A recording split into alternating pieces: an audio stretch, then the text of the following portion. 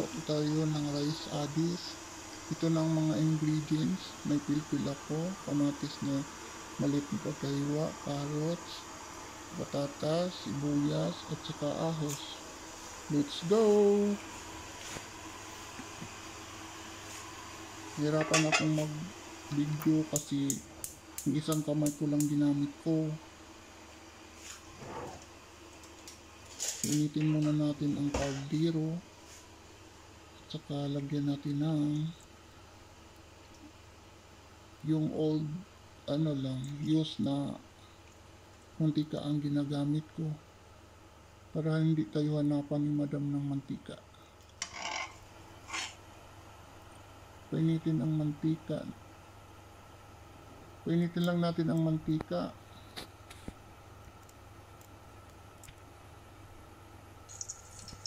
At saka ilunod na natin ang ating sibuyas. Halo-haluin. Pa-brownon lang natin siya ng kaunti.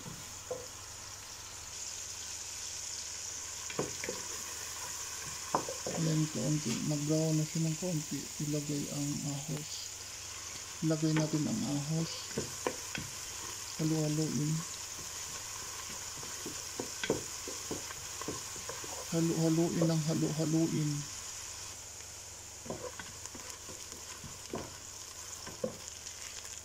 Pa-brownon ng kaunti. Lagay ang dalawang cubes. Haluin naman natin ulit para madurog ang ating cubes. Lagyan ng sili na mataas at saka kamatis. Halo-haluin hanggang madurog ng kaunti ang kamatis. Lagyan ng mix na powder. At sa kanila dito baharat yan. Saka kurkob, yung payelo natin sa kanin. Halo-haluin.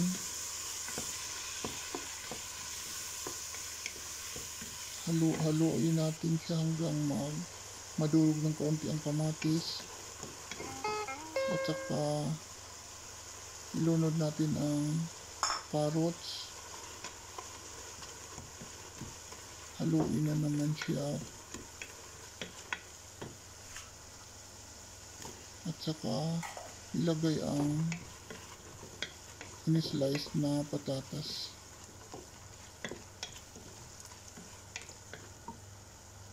Haluin lang siya ng mabuti.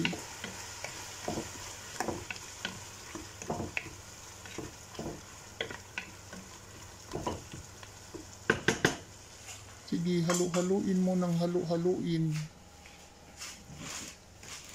Ilagyan natin ng mainit na tubig. Pasensya na kayo kasi iisa lang ang ginamit kong kamay. Ako pala rin ang naghawak ng mobile ko. Kaya hindi clear masyado. Okay. Kumukulo na siya. Timplahan, tikman natin na ayon sa gusto ng hindi ka masyadong maalat kasi ayaw nila ng maalat, lalo ng tatay ko. May cholesterol. Ayan, timplahan na natin. At tikman kung okay na ba ang timpla. Tapos ilunod na natin ang rice na may adis.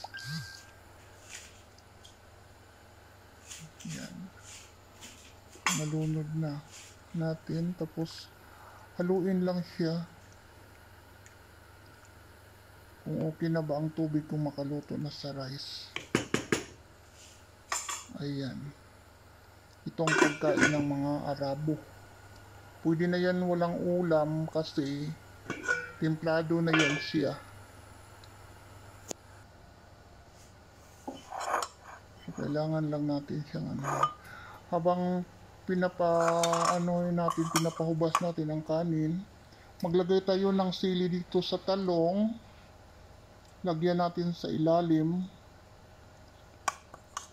Di lang dato daghanon kay halang ra kayo.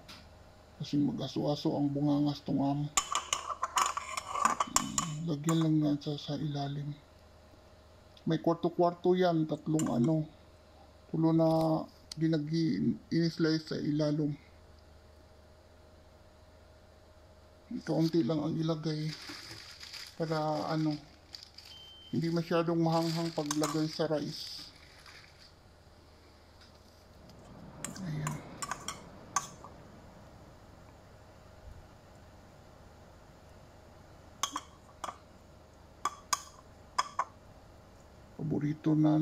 Paborito na ni Madam.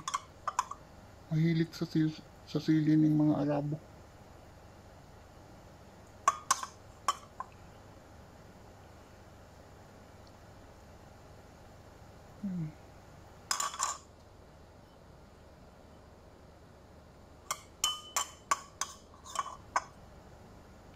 Yan.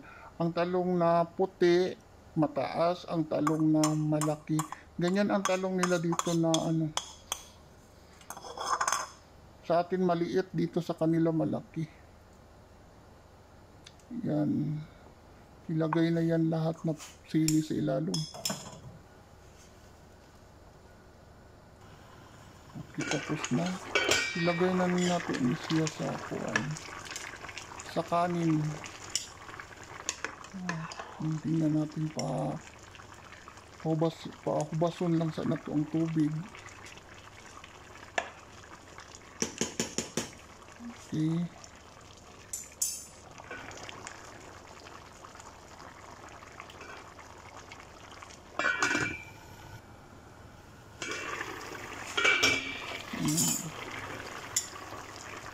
Ilunod na nato diha ang talong na may sili.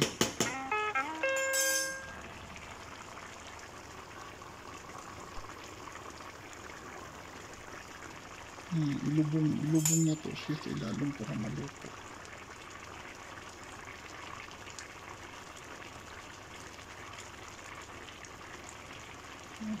Puti kayo na kanon. Nagang mga palamuti. Pwede na siya walay sudan. Templado na ang kanon na talong na halang. Kompleto na isa lang kaanuhan.